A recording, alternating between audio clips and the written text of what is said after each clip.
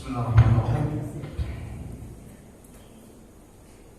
Assalamualaikum warahmatullahi wabarakatuh. Alhamdulillah. Alhamdulillahi adada khalqihi wa ridha nafsihi wa zinata arshihi wa midad kalimatihi. أشهد أن لا إله إلا الله وحده لا شريك له وأشهد أن محمدا عبده ورسوله المبعوث رحمة للعالمين اللهم صل وسلم على محمد وعلى آله وصحابته ومن تبعهم بإحسان إلى يوم الدين أما بعد اللهم انفعنا بالقرآن اللهم انفعنا بالقرآن اللهم علمنا القرآن سبحانك لا علم لنا إلا ما علمتنا إنك أنت العليم الحكيم قل إن صلاتي ونسكي ومحياي ومماتي لله رب العالمين. Jamaah rahmatullah, ikhwatal iman azanallahu wa iyyakum ajma'in. Alhamdulillah, kita kembali dipertemukan Allah di majlis kita, di masjid kita ini, melanjutkan tadabbur surah-surah juz' amma yang seingat saya kita sudah mulai pada surah An-Nas. Qul a'udzu birabbin nas, malikin nas, ilahin nas. Yang kata Nabi bahwa ketika surah ini turun, Rasulullah berkata kepada sahabatnya, Allah baru saja menurunkan surah yang tidak pernah aku lihat kedahsyatannya pada surah-surah sebelumnya. Jemaah rahmatullah, ikhwatal iman azallahu wa iyyakum ajma'in. Tadabbur di antara sebab untuk merasakan keagungan, kedahsyatan Quran. Afala yatadabbaruna al-Quran, tidakkah mereka mentadabburi Al-Quran? Walau kana min 'indi ghairillah, seandainya Quran bukan datang dari Allah, sebagaimana yang difitnahkan, dituduhkan Quraisy bahwa Quran itu adalah buatan Muhammad, lawajadu fihi ikhtilafan katsira, maka sungguh mereka akan mendapatkan perselisihan yang banyak di dalam Al-Quran. Jemaah rahmatullah, tadabbur di antara sebab Allah mengangkat penghalang hijab dari hati-hati setiap di antara kita dari cahaya Al-Quran. Afala yatadabbaruna al-Quran, Quran surah Muhammad ayat 24. Tidakkah mereka mentadabburi Al-Quran? Am ala qulubin aqfaluha, ataukah hati-hati mereka sedang terkunci? Jemaah rahmatullah, mengawali tadabbur Quran kita pada subuh hari ini setelah kurang lebih 2 bulan atau 3 bulan terputus. Mudah-mudahan apa yang sudah disampaikan sebelumnya tentang surah An-Nas, insyaallah sebagiannya masih diingat. Itu kenapa Imam Syafi'i mengatakan al-ilmu sayyidun wal kitabatu qayduha. Ilmu itu, kata Imam Syafi'i, seperti hewan buruan dan tulisan catatan adalah pengikatnya. Jemaah rahmatullah, mengawali tadabbur Quran kita pada subuh hari ini insyaallah sampai syuruk, dan kita akan tutup. Saya ingin mengajak kepada seluruh jemaah rahmatullah sama-sama memulakan majelis kita ini dengan mengagungkan asma Allah di majelis ini.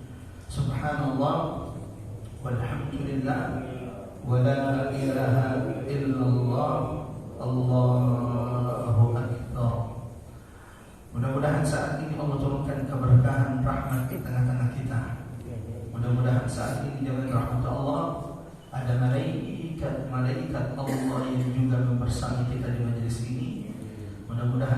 ini jemaah rahmat Allah, majlis perkumpulan kita ini sedang dibangga-banggakan Allah di hadapan majlis perkumpulan malaikat Allah Subhanahu wa taala. Amin ya rabbal alamin. Sebagaimana harapan kita, tidaklah kita meninggalkan majlis ini kecuali setiap di antara kita akan diampunkan dosa-dosa yang telah lalu. Jemaah rahmat Allah, di pertemuan sebelumnya kita sudah membahas tentang keutamaan surah An-Nas.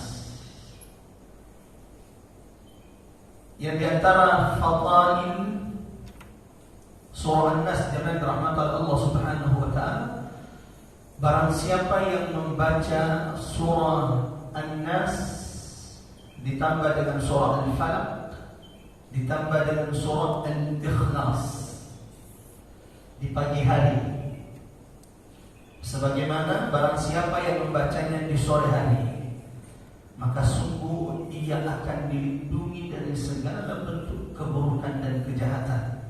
Sebagaimana diriwayatkan oleh Imam At-Tirmidzi dari sahabat Nabi Abdullah bin Khubayb radhiyallahu anhu, "Qul huwallahu ahad." Kata Nabi, barang siapa yang membaca Qul huwallahu ahad wal mu'awwidzatain dan dua surah perlindungan, al-mu'awwidzatain. Yang mana dimaksud dengan al-mu'awwidzatain? Qul, ada dua surah di dalam Al-Quran diawali dengan perintah perlindungan, yaitu Qul a'udzu birabbil falaq dan Qul a'udzu birabbin nas. Yang kedua adalah teman-teman, di antara fadilah keutamaan surah An-Nas yang sudah kita sampaikan bahwa Rasulullah sallallahu alaihi wasallam, sallu ala nabi, Allahumma salli wa sallim ala Muhammad wa ala ali Muhammad. Rasulullah sallallahu alaihi wasallam, kata Ibunda Aisyah radhiyallahu anha, ummi wa ummukum, tidaklah Rasulullah tidur di malam hari kecuali membaca 3 surah ini sebelum tidur. Sebagaimana diriwayatkan oleh Imam Al-Bukhari, jemaah rahmatan Allah Subhanahu wa taala, dari Ibunda Aisyah radhiyallahu anha, bahwa Rasulullah sallallahu alaihi wasallam jika hendak tidur setiap malamnya, jama'a kaffaihi, maka Rasulullah akan menggabungkan kedua tangannya, lalu mulai membaca 3 surah ini. Qul huwallahu ahad, Qul a'udzu birabbil falaq. Yang ketiga, Qul a'udzu birabbin nas. Lalu Rasulullah yanfuru, lalu mengusap yamsahu bihima mastata'a min jasadihi, mengusap apa yang dia bisa raih dari jasadnya. Bahkan kata Ibunda Aisyah radhiyallahu anha, ketika Rasulullah sallallahu alaihi wasallam sakit, ketika Nabi sakit, artinya boleh dibacakan kepada orang yang sakit. Ketika Nabi sakit, maka Rasulullah memerintahkan Ibunda Aisyah radhiyallahu anha. Allahu Akbar. Ini perlu juga dipraktekkan ke pasangan kita ini, masya Allah. Ketika Rasulullah sakit, maka Rasulullah minta Ibunda Aisyah membaca 3 surah perlindungan ini. Tapi lihat kecerdasan Aisyah radhiyallahu anha, ummi wa ummukum. Setelah Ibunda Aisyah membaca 3 surah ini, tidak ditiup di tangannya Aisyah radhiyallahu anha, lalu diusap. Kalau kita boleh saja di tangan kita. Tapi kenapa Ibunda Aisyah, kata ulama, ketika selesai membaca 3 surah ini ditiup di tangan Nabi, lalu kemudian dia mengambil tangan Nabi lalu meniup di tangan Nabi lalu mengusapnya dengan tangan Nabi, bukan dengan tangannya. Kenapa? Ibunda Aisyah radhiyallahu anha mengetahui bahwa tidak ada tangan yang paling mulia melebihi kedua tangan Rasulullah sallallahu alaihi wasallam. Yang ketiga, jemaah rahmatan Allah, ikhwatal iman sallallahu alaihi wasallam, di antara keutamaan surah Al-Falaq, An-Nas yang sudah kita sampaikan, sebagaimana hadis Imam Muslim dari sahabat Rasulullah Uqbah ibn Abi Amir, bahwa Nabi pernah berkata, "Laqad unzilat alayya suratun lam ara mithlaha." Barusan saja wahai sahabatku, Allah turunkan kepadaku surah yang tidak pernah aku lihat. Sahabat bertanya, surah apa itu ya Rasulullah? Maka Rasul menjawab, "Qul a'udzu birabbil falaq" dan "Qul a'udzu birabbin nas." Sebab turun surah ini juga sudah kita bahas. Hari ini jemaah rahmat Allah, kita akan memetik durus, ibrah, mutiara-mutiara tadabbur, hidayah, petunjuk yang bisa kita amalkan dari surah ini dalam kehidupan kita sehari-hari. Sebagaimana Allah katakan dalam Al-Quran surah Al-Baqarah, Alif Lam Mim, Dzalikal Kitabu la raiba fihi hudan lil muttaqin. Dan seharusnya setiap muslim ketika membaca ayat, ketika membaca surah di dalam Al-Quran, maka yang harus muncul dalam benaknya adalah apa hidayah, apa petunjuk yang bisa saya amalkan dari surah, dari ayat yang saya baca. Allahu Akbar, jemaah rahmat Allah. Dalam surah An-Nas ada banyak pelajaran yang bisa kita petik. Ada banyak hidayah, petunjuk Allah bagi hamba-hambanya di surah ini. Akan tetapi insyaallah dengan waktu kita yang sangat terbatas, ada beberapa ibrah, pelajaran yang bisa kita petik dari surah An-Nas ini. Sebelum kita mulai mendengarkan pelajaran-pelajaran dari surah An-Nas, pesan-pesan ilahiyah dari surah An-Nas, petunjuk-petunjuk Allah dalam surah An-Nas yang bisa kita amalkan, kita akan sama-sama membaca surah An-Nas ini terlebih dahulu. Bukankah Nabi yang mengatakan barang siapa yang membaca Al-Quran maka setiap hurufnya berapa kebaikan? 10. Ada berapa huruf dalam surah An-Nas? Ada yang tahu? Ya, sebagian mengatakan ada 80 huruf dalam surah An-Nas. Sama-sama kita baca. Sehingga kata ulama di antara amalan yang paling memberatkan timbangan nanti adalah tilawatul Quran. La hasad, jangan pernah iri. La hasad, jangan pernah dengki dengan saudara. Illa fitnatain, kecuali kepada dua hal. Apa dua hal tersebut? Yang pertama kata Nabi sallallahu alaihi wasallam, rajulun ata'ahu Allahul Quran.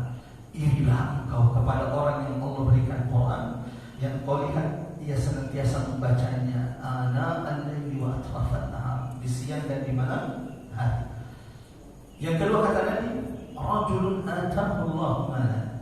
Untuk satu orang ini irilah kalau melihat ada teman, ada sahabat, ada tetangga, Allahu Akbar, dia didekatkan Allah dengan Quran, sementara kita sepertinya sekali seminggu kayaknya kita baru dekat dengan Quran. Iri dengan orang seperti ini. Jangan bermakna yang menentukan tinggi rendahnya derajat kita di surga adalah tilawatul Quran, bacaan Quran kita. Kalau ditanya ada berapa tingkatan surga Allah, kalau pintunya kan jelas, pintu surga itu ada berapa? 8. Ada satu pintu VIP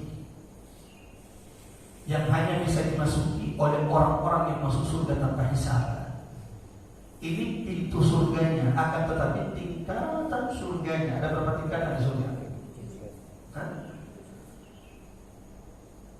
Ada yang mengatakan 100, ada 100 tingkatan di surga. Satu tingkatan dengan tingkatan yang lain kata Nabi, ma bainas samaa'i wal ardh, antara langit dan bumi. Ada yang mengatakan bahwa tingkatan surga itu ada 100 tingkatan. Walau kemudian ada ulama yang menjelaskan tidak, 100 tingkatan ini dalam hadis yang disebutkan dalam Nabi itu baru surganya para mujahidin.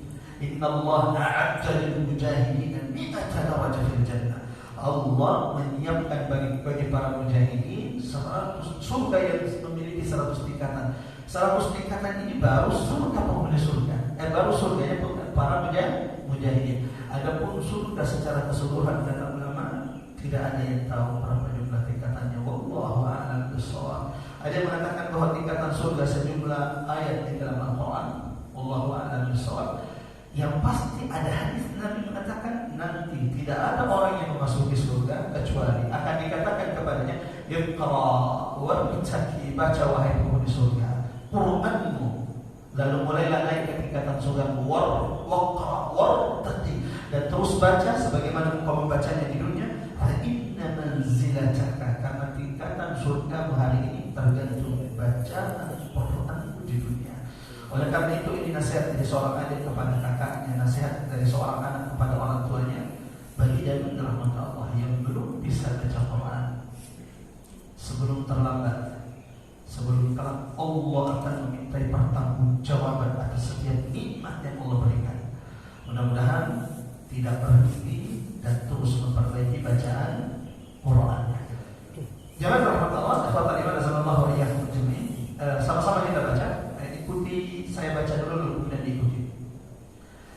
أعوذ بالله من الشيطان الرجيم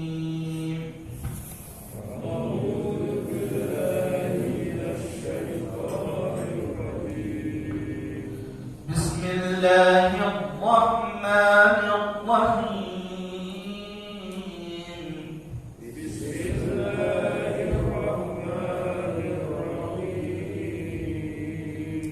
قل أعوذ برب الناس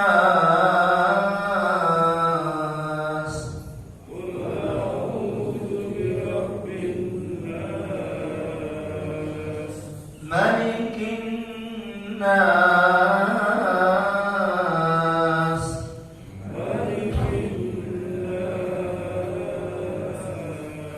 إله الناس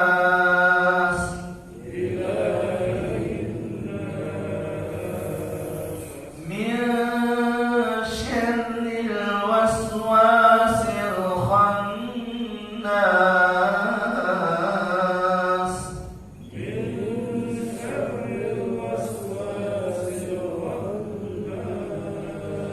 الذي يوسوس في صدور الناس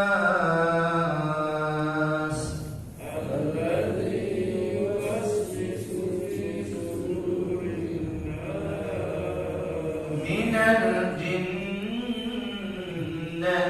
والناس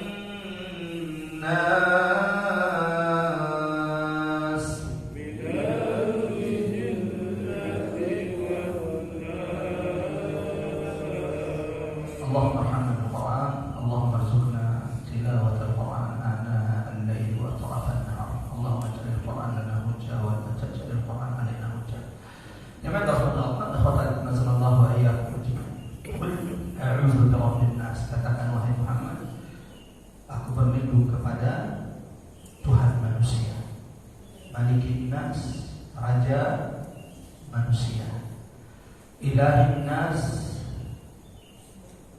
Ilah atau manusia. Dari apa kita diperintahkan berlindung? Min syarril waswasil khannas. Dari kejahatan al-waswas, bisikan ingat tersembunyi. Hanya mengatakan bisikan yang sangat lembut.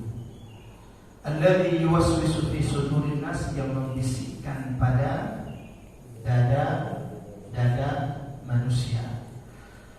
Minal jinnati, dari kalangan jin, sebagaimana dari kalangan manusia. Jamaah rahmatullah, pelajaran pertama, hidayah, petunjuk pertama yang bisa kita petik dari surah An-Nas ini adalah perintah kepada seluruh orang-orang yang beriman untuk senantiasa bersungguh-sungguh, mohon dicatat baik-baik, senantiasa bersungguh-sungguh memohon perlindungan kepada Allah. Masih ingat sababun nuzul dari surah ini? Surah An-Nas ini kan dan surah Al-Falaq diturunkan bersamaan kepada Nabi. Ada ulama mengatakan bahwa surah ini adalah Makkiyah, sebagaimana ulama yang melihat sebab turunnya surah ini menyebut bahwa surah ini adalah surah Madaniyah. Bahkan yang ulama mengatakan di antara surah Quran itu ada yang diturunkan 2 kali. Jadi di antara surah itu ternyata Masya Allah diturunkan dua kali. Sebagaimana dia diturunkan di Mekah sebelum hijrah, ia juga diturunkan di Madinah setelah hijrah. Contohnya apa? Al-Falaq dan An-Nas diturunkan 2 kali kata ulama. Diturunkan sebagai bentuk perlindungan kepada Nabi di Mekah sebelum hijrah, sebagaimana ketika Nabi disihir.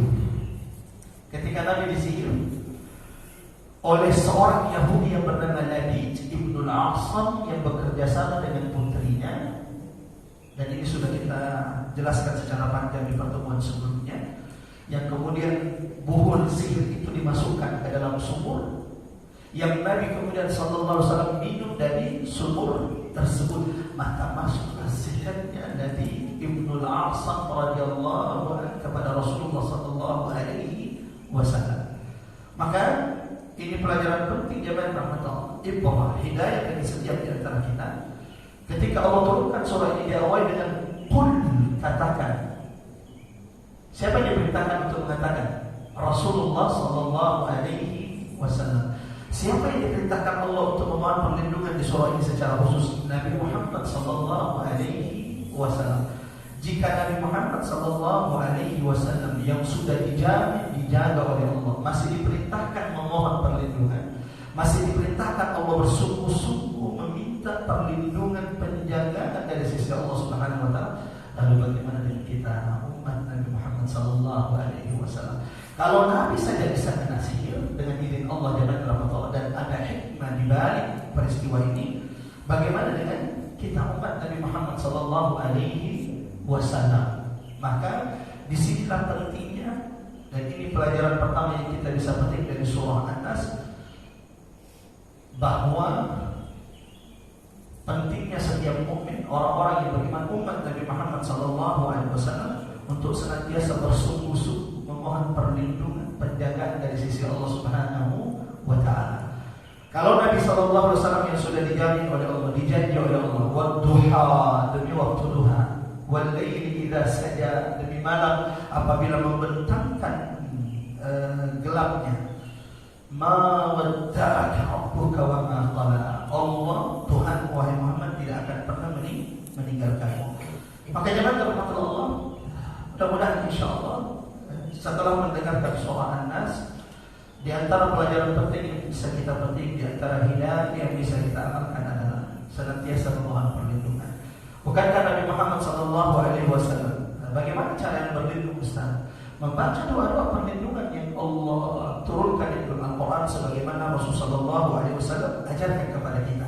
Di antaranya adalah membaca 3 surah ini, dan ini sunnah Nabi Muhammad sallallahu alaihi wasallam, di pagi hari ataupun di malam hari.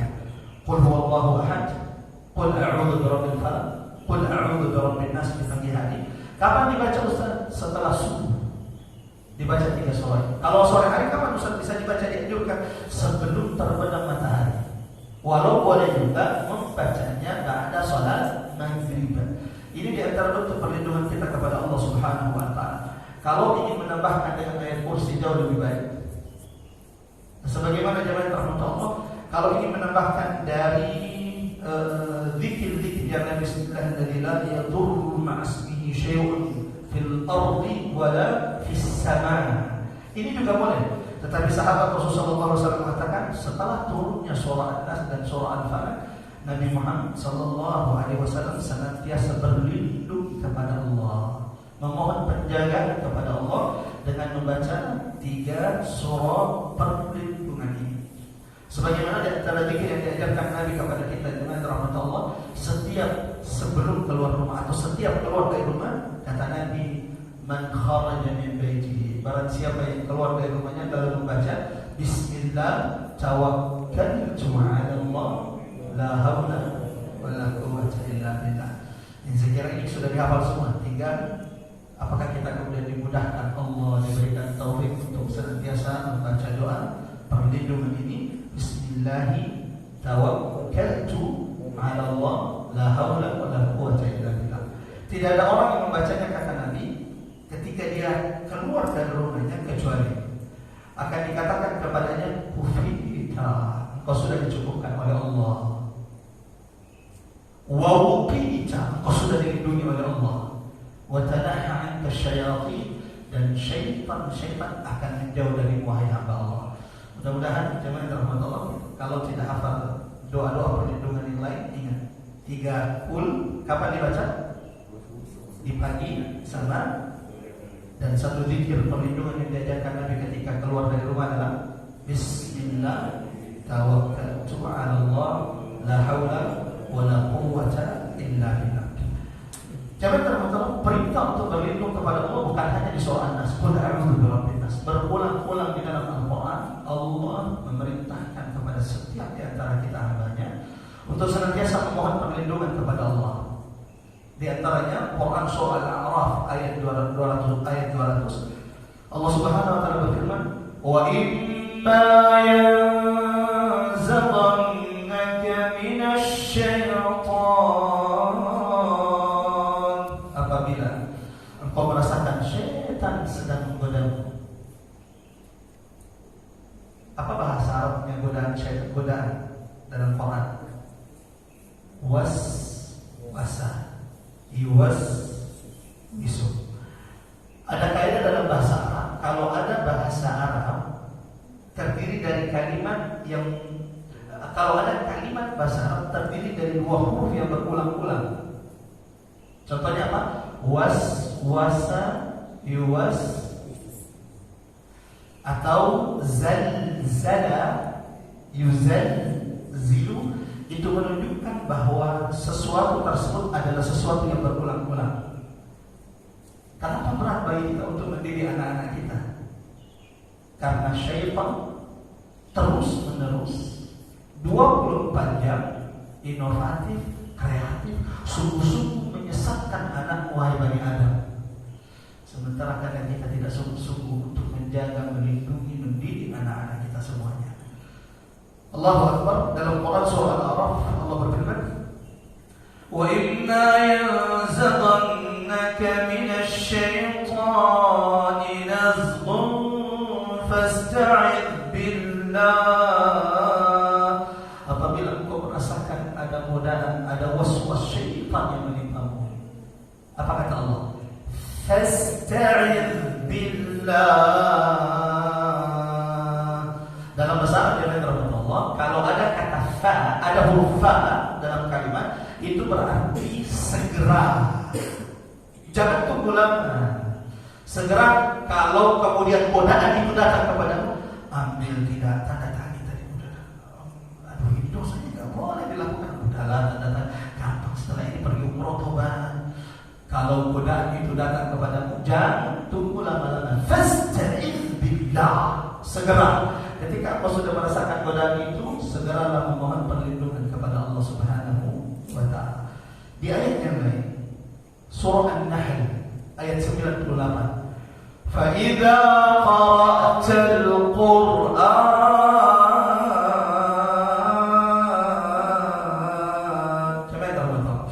Di antara yang paling tidak disenangi syaitan dari umat Nabi Muhammad, dari orang-orang beriman adalah syaitan paling tidak suka melihat kita baca Quran.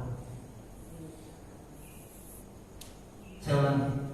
Di antara yang paling tidak disenangi syaitan dari umat Nabi adalah syaitan tidak pernah suka melihat ada umat Nabi yang baca.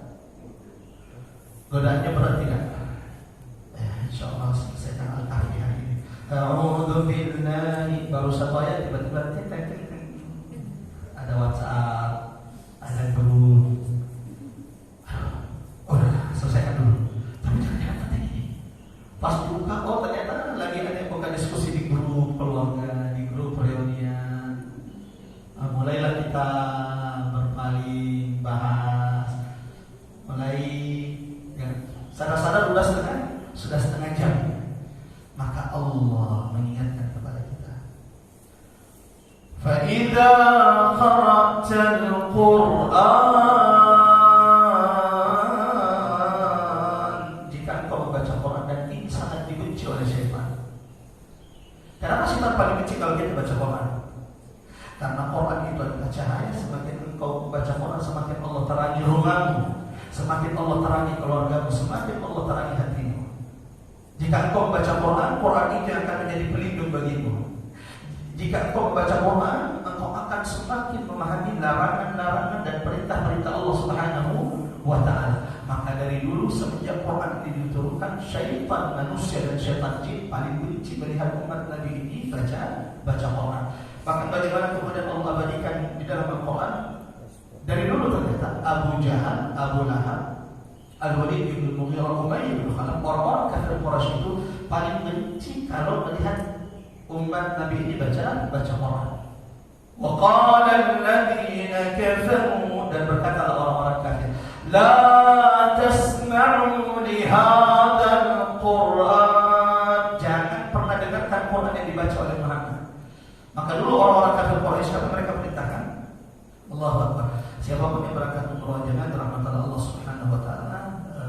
Mudah-mudahan insyaallah bangunan-bangunan yang ada tidak menghalang kita untuk membayangkan bahwa di samping Ka'bah, di sekitar Ka'bah, disinilah dulu keteguhan sahabat-sahabat Rasulullah sallallahu alaihi wasallam diuji oleh Allah Subhanahu wa taala. Kalau kita ditanya dari posisi Ka'bah, di mana rumahnya Abu Bakar As-Siddiq? Dari posisi Ka'bah zaman ini penting untuk difahami. Bukankah di antara yang disaksikan oleh Makkah, oleh Ka'bah keteguhannya di antara sahabat Nabi adalah Abu Bakar As-Siddiq. Dari posisi Ka'bah di mana rumahnya Ali bin Abi Thalib, tempat di mana Nabi diasuh dari umur 8 tahun sampai 25 sebelum menikah dengan Khadijah. Di mana Syekh Abi Thalib tempat selama 3 tahun Nabi dan sahabatnya itu diboikot oleh orang-orang Quraisy. Kembali, jangan terlalu Allah. Dari dulu ternyata orang kafir itu hal yang paling mereka tidak inginkan adalah kalau orang Quraisy itu mendengarkan Quran, maka mereka umumkan la tasma'u li hadzal Quran. Jangan pernah dengarkan Quran yang dibaca Muhammad karena kalian akan tersihir. Apa yang mereka lakukan? Menyumpal telinga mereka. Salah satu misionaris, saya lupa nama zaman-zaman rahmat Allah. Kita tidak butuh memurtadkan umat Islam. Kita tidak butuh mengeluarkan mereka dari Islam. Cukup jauhkan mereka dari Quran, maka sungguh mereka sendiri yang akan memusuhi agamanya. Wal a'yadu billah. Di antara zaman rahmat Allah, sebelum kita lanjutkan pelajaran kedua, ini menunjukkan bahwa berulang-ulang dalam Al-Quran Allah perintahkan kita untuk senantiasa berlindung. Kalau merasakan oh ini keadaannya berat ini, apa harus kita lakukan? Segera, jangan ditunda. Apa?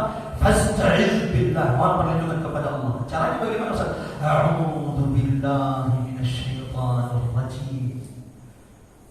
Yang kedua kata Allah, jangan terpatah dalam Quran surah An-Nahl ayat 98. Kalau baca Quran hati-hati. Syaitan itu paling tidak suka, paling tidak senang melihat engkau baca Quran. Maka jangan baca Quran kecuali sudah sungguh-sungguh perlindungan kepada Allah. A'udzu billahi minasyaitonir rajim. Bahkan salah satu amalan yang diajarkan guru kami ketika kami dulu di pesantren, setiap baca Quran, a'udzu billahi minasyaitonir rajim. A'udzu billahi minasyaitonir rajim. Tapi ingat, tak dua lihat kiri kanan kami jangan. Kok saya apa maksudnya? Ini maksudnya kalau sendiri. Kalau ada orang kena, tetap harus adil ketika hikmah ketika mengamalkan sebuah ilmu atau nasihat ulama. Coba terangkan Allah, akhwat iman sallallahu alaihi wasallam. Di ayat Quran surah Fussilat ayat 36 kembali Allah tegaskan, wa imma yanzaghannaka minasy-syaitani nazghun, apabila engkau merasakan godaan dari syaitan, fasta'id billah, maka segeralah memohon perlindungan, penjagaan dari Allah Subhanahu wa taala. Innahu huwas sami'ul 'alim, karena Allah sesungguhnya Allah Maha mendengar lagi Maha mengetahui.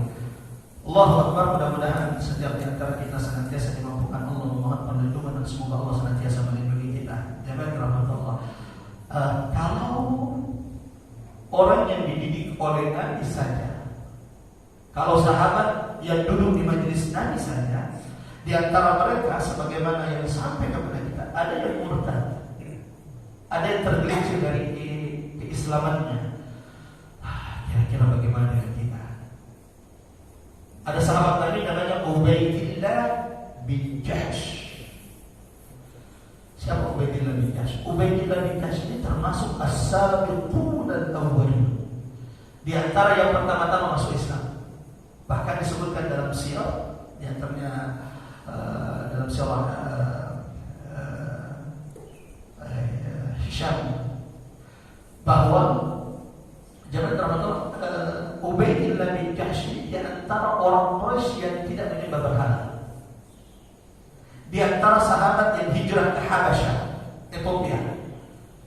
Ubaidillah bin Jahsh ini adalah saudara dari istri Nabi Zainab bintu Jahsh.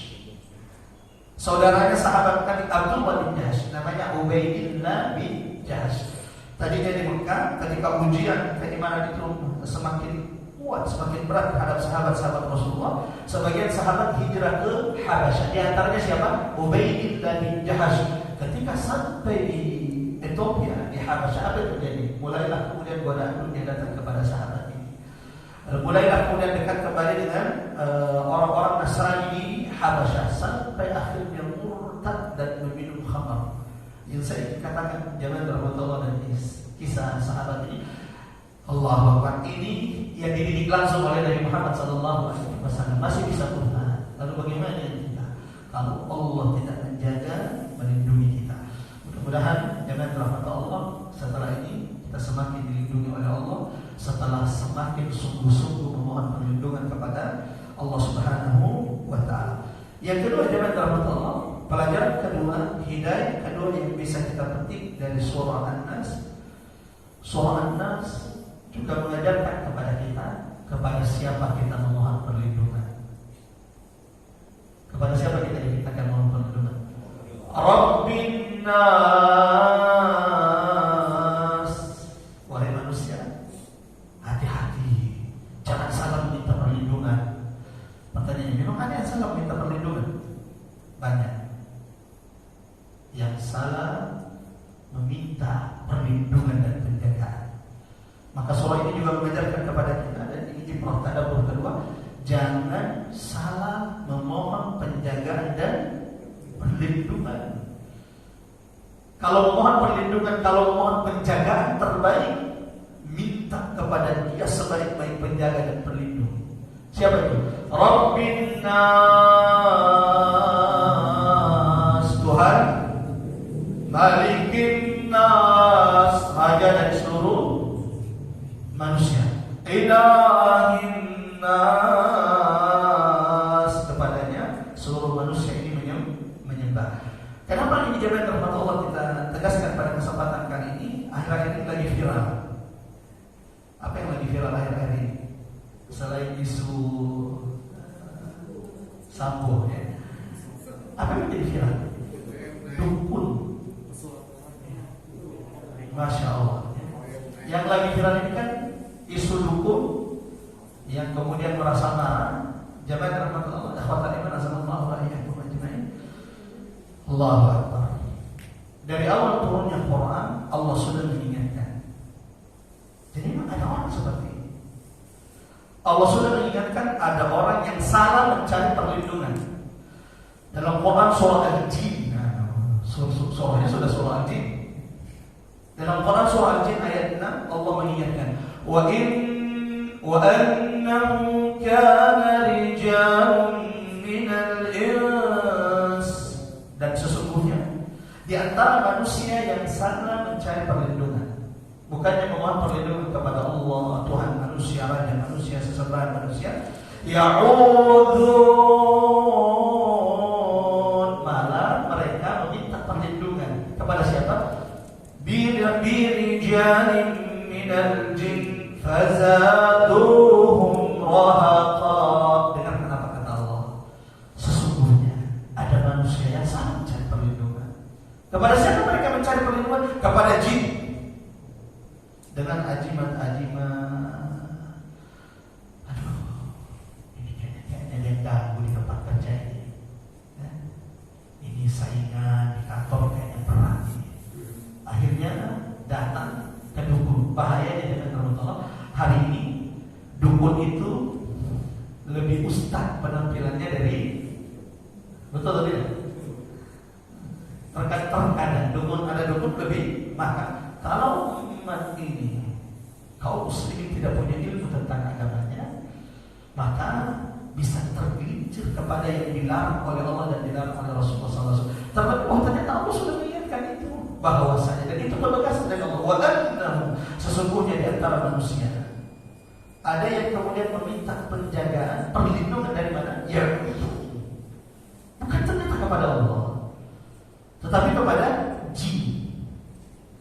Dan bahayanya biasanya orang kalau sudah sekali kena paranormal, kena jin, itu susah lepas. Kenapa? Ketika ada orang datang ke dukun, ini sepertinya, aduh, ini saya merasa tersaingi dengan orang ini. Lalu mulailah dia kemudian mendengarkan apa kata dukun, melakukan apa yang diperintahkan dukun. Berarti ketika dia sudah pulang ke rumahnya, dia sudah diikat dukun dengan jinnya. Makanya terkadang ada orang semakin percaya dengan dukun. Kenapa? Dia orang hebat, dia tahu semua yang saya lakukan di rumah saya ditahu oleh orang ini. Berarti dia orang hebat, diberikan itu oleh Allah. Tidak. Karena ketika kau sudah pulang ke rumahmu, wahai hamba Allah, jinnya dukun ini sudah pulang bersamamu, sehingga apapun yang kau lakukan di rumahmu, lagi ngambek-ngambekan dengan istri, tinggal jinnya ini cek-cekan dengan dukunnya. Bah, dukun ini lagi seperti ini. Maka kemudian informasi itu didapat dari jinnya. Maka Allah ingatkan, tidak ada manusia yang memohon perlindungan kepada selain Allah, di antaranya kepada jin, kecuali fazaduhum rahaqa, kecuali semakin membuat mereka tersesat. Mudah-mudahan jangan rahmat Allah lindungi kita. Nabi mengatakan dalam hadis, man ataka hinan, barang siapa yang mendatangi dukun, fasaddaqahu bima yaqul, lalu kemudian mempercayai apa yang dikatakan dukun tersebut, lan tuqbalu salatuhu arba'ina yawman, 40 hari salatnya tidak diterima oleh Allah, kecuali setelah itu dia segera bertobat kepada Allah Subhanahu wa taala. Sudah berapa pelajaran? 2. Pentingnya memohon perlindungan. Dan ini berulang-ulang Allah ingatkan dalam Quran.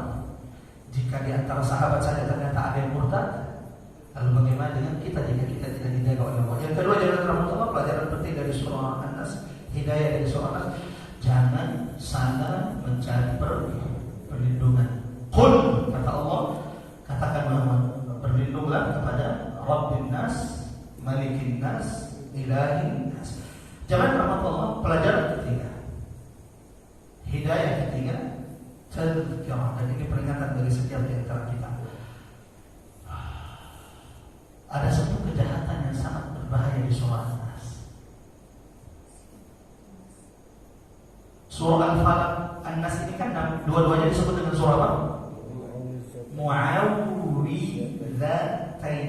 Agak susah memang disebut. Mu'awwidzatain. Dua surah berlindung.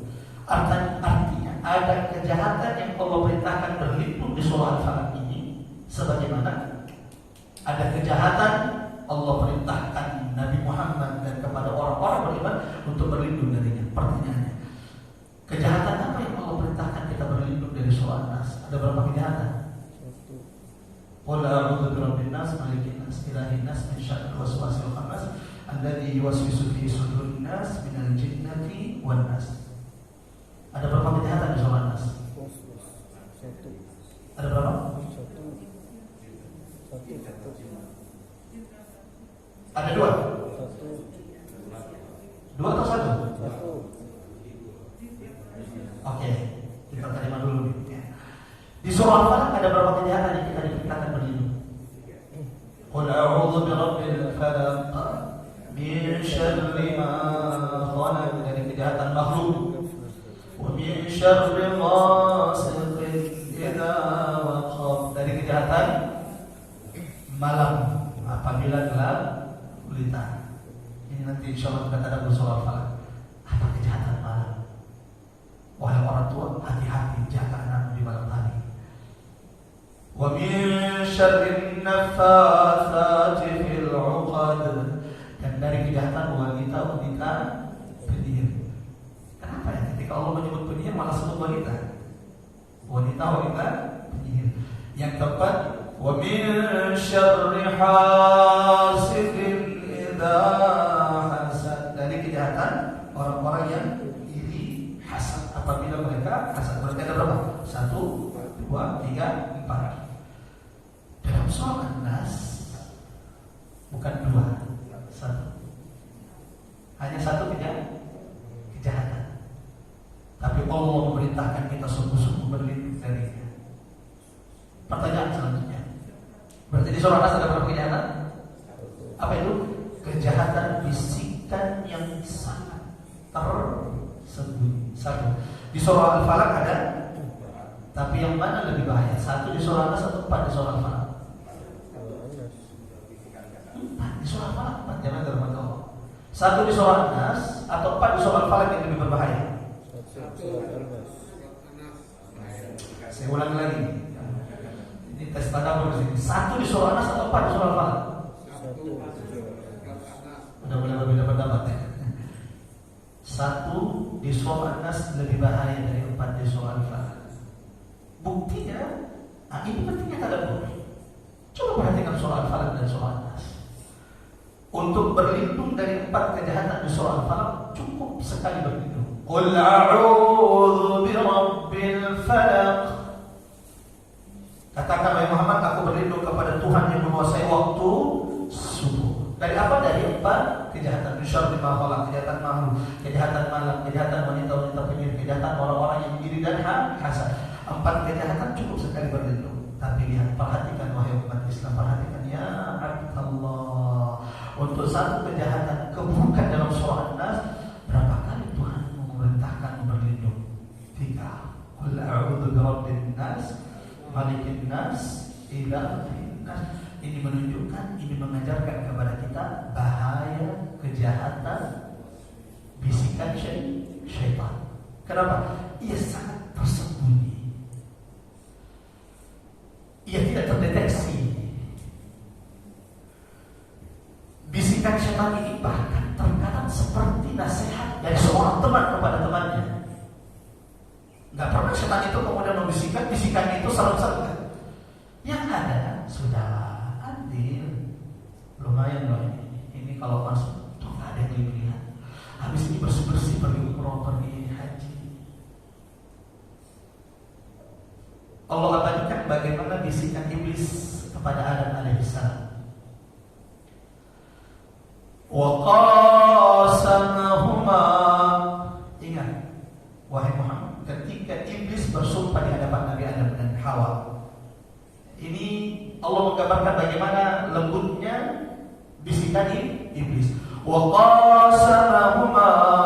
Ketika iblis ingin menyesatkan Nabi Adam dan Ibunda Hawa, iblis itu sampai bersumpah demi Allah dan jadi lebih wa qasamahuma, bersumpah, inni lakuma laminan nasihin.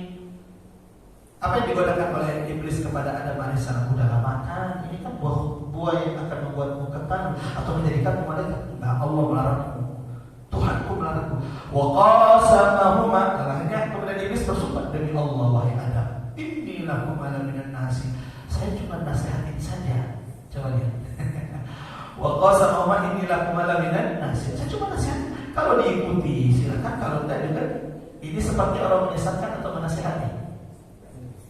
Maka kalau Allah tidak jaga, Allah lindungi dada kita, kita bisa dihancurkan oleh bisikan yang sangat tersembunyi ini. Sehingga untuk 1 kejahatan ini berapa kali kita diminta oleh Allah memohon perlindungan? 3 kali. Qul a'udzu birabbin nas. 3 kali, 3 lipat triple protection, 3 kali perlindungan untuk 1 kejahatan yang sangat berbahaya ini. Terakhir, jangan terhormat Allah. Tadi saya katakan bahwa ini kalau waktunya nggak habis, tidak akan. Ini ada banyak di pelajaran, tapi saya cukupkan 4. Pentingnya sungguh-sungguh memohon perlindungan kepada Allah. Kedua, jangan salah meminta, jangan datang ke mbah dukun.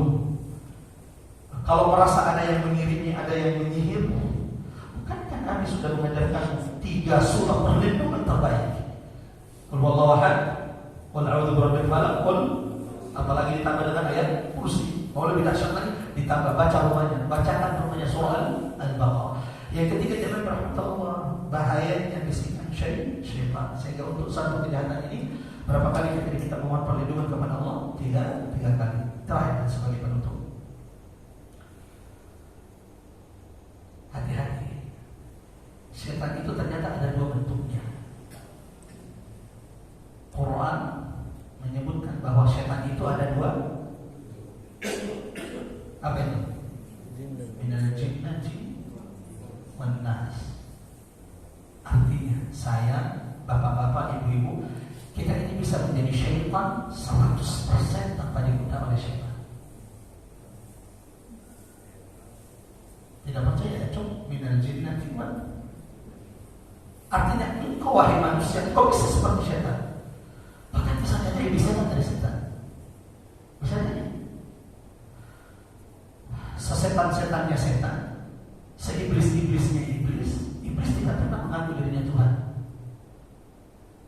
Coba perhatikan dia baca Quran. Di dalam Quran iblis itu ketika dikeluarkan dari surga, apa kata iblis? Qala rabbi anzirni ila yaumi yub'atsun. Qala rabbi, berkata iblis, wahai Rabbi. Berarti iblis itu tahu, masih tahu siapa Tuhannya. Tapi manusia ketika hatinya sudah dikuasai oleh setan, bahkan bisa lebih setan dari setan sekalipun. Contohnya siapa? Iblis saja gak pernah berani mengatakan dirinya Tuhan. Tapi Fir'aun, pernahkah Fir'aun mengaku dirinya Tuhan? Ya, sebagaimana Allah berikan dalam Quran, Ana Rabbukumul A'la. Maka ini peringatan kepada kita. Kita ini bisa menjadi setan tanpa digoda oleh setan. Pertanyaannya, kapan kita menjadi setan menurut Quran? Kapan kita menjadi setan? Yuwaswisu fi sudurin nas. Jika engkau yang menjadi sebab, engkau yang membisikkan keburukan, engkau yang mengajak kepada manusia kepada kejahatan, engkau yang mengajak manusia melakukan dosa maksiat di hadapan Allah. Kalau itu sudah terjadi, berarti kau sudah menjadi setan dalam bentuk manusia. Saya tutup dengan ini. Yang unik jamaah rahmat Allah, Quran itu menggabungkan setan jin dan setan manusia 2 kali dalam Quran. Jadi 2 kali dalam Quran dua jenis setan ini dikumpulkan oleh Allah. Satu di surah An-Nas. Pertanyaannya, yang mana dulu disebutkan? Setan jin atau setan manusia? Minal jinnati wal. Berarti di surah An-Nas ini lebih dulu disebutkan setan jin, baru setan yang bawa Quran bisa dibuka. Kalau tidak boleh dicatat. Yang kedua dalam surah Al-An'am. Al-An'am ayat 112. Kembali Allah menyebutkan secara bersama 2 jenis setan ini. Wa kadzalika ja'alna likulli nabiyyin 'aduwwa. Demikianlah kami jadikan bagi setiap nabi itu musuh. Siapa musuhnya para nabi? Lalu kemudian pasti akan menjadi musuh ahli warisnya nabi. Siapa ahli warisnya nabi? Al-ulama. Yang memusuhi nabi itu juga yang akan memusuhi ulama. Karena ulama itu adalah ahli warisnya nabi. Dan ini harus dipahami oleh setiap ulama, bahwa mereka itu adalah ahli waris nabi. Dan cukuplah ini menjadi kemuliaan sehingga mereka tidak menghinakan dirinya, tidak menjilat demi mencari, Masya Allah, hanya sedikit dari keuntungan dunia. Mudah-mudahan Allah jaga ulama-ulama kita, jangan teman-teman. Kata Allah, demikianlah kami jadikan bagi setiap nabi musuh. Siapa musuhnya para nabi? Syayatinal insi wal jin. Syaitan manusia dan Allahu Akbar. Qul law kanatil bahru midada. Seandainya semua lautan ini menjadi bintang untuk menulis ilmu Allah, tidak ada habis. Quran itu jamaah tidaklah mendahulukan jin di surah An-Nas bagaimana mendahulukan manusia di surah An-An'am, kecuali pasti ada hikmahnya. Di surah An-Nas jin didahulukan, kata ulama, karena kalau bicara masalah bisikan, kalau bicara masalah membisikkan keburukan kepada manusia, tetap lebih hebat setan jin daripada setan manusia. Lebih hebat setan jin. Kenapa? Bisikan manusia walaupun lembut kadang membisikkan keburukan kepada kita, dia masih terindra, terdeteksi